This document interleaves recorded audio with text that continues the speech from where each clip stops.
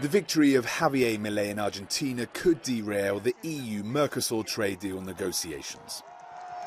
During his campaign, the hard-right libertarian threatened to leave the trade bloc formed by Argentina, Brazil, Paraguay and Uruguay. If the agreement fails, the biggest loser would be the EU, because it needs to expand its influence in the region, according to some experts.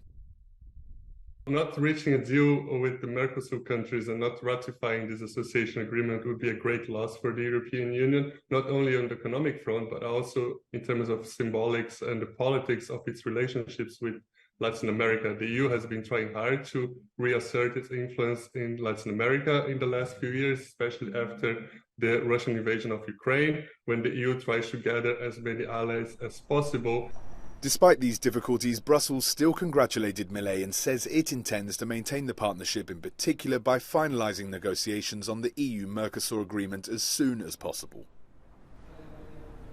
The trade treaty was agreed in principle in 2019 after 2 decades of talks, but additional environmental commitments demanded by the EU this year led Brazil and Argentina to seek new concessions that prolonged the negotiations.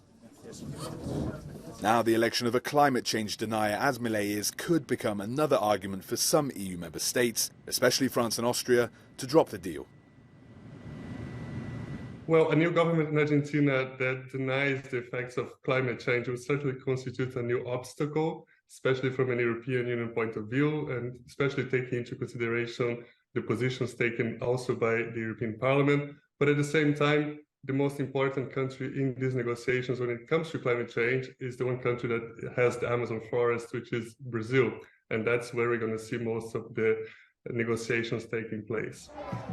The next Mercosur summit is scheduled for December the 7th in Rio de Janeiro. Some are already tempted to push for a decision by then, before Milei takes office just some days after.